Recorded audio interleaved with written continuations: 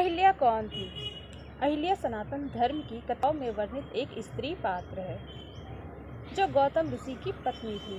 ब्राह्मणों और पुराणों में इनकी कथा भिन्न भिन्न रूप से कई जगह प्राप्त होती है और रामायण के बाद राम कथाओं में विस्तार से इनकी कथा वर्णित है।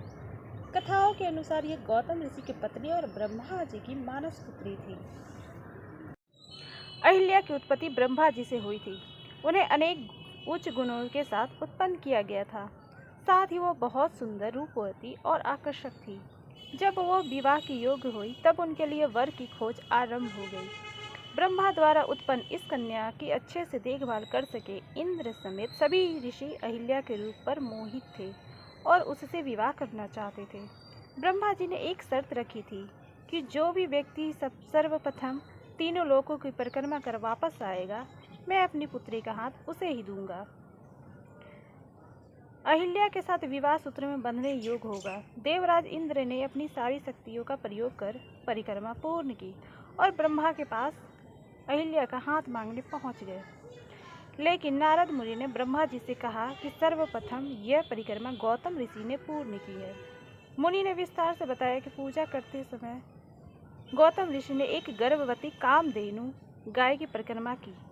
कामधेनु गाय का स्थान तीनों लोकों से भी उच्च है, महान है, इसलिए गौतम ऋषि ही अहिल्या से विवाह करने के अधिकारी रखते हैं। ब्रह्मा जी ने अहिल्या का विवाह गौतम ऋषि के साथ संपन्न करने का निर्णय कर लिया।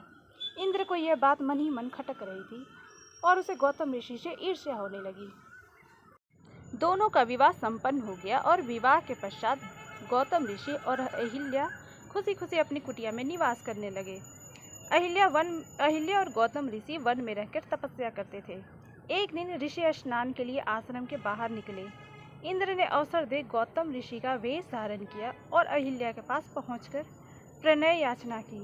कुछ स्थानों पर उल्लेख मिलता है कि वह पहचान गई थी कि उसके पास ऋषि नहीं बल्कि इस ऋषि के रूप में इंद्र देव है, जिस कारण उसको अपने रूप पर अहम हो गया। वहीं कुछ धार्मिक पुस्तकों के अनुसार अहिल्या के साथ इंद्र ने छल किया था, फिर भी अहिल्या को बिना अपराध किए दंड का पात्र बनना पड़ा था।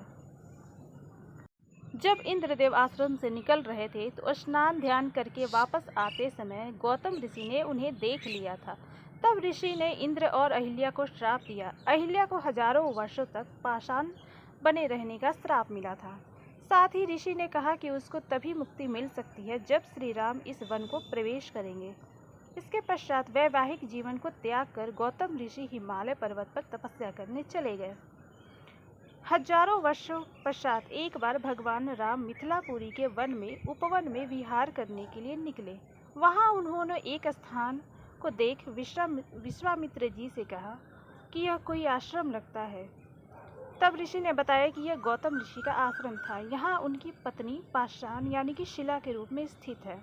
विश्वामित्र जी ने पूरा वृत्तांत बताते हुए श्री राम जी से कहा कि तुम उसका उद्धार करो। इस प्रकार वह गौतम ऋषि के श्राप से मुक्त हुई।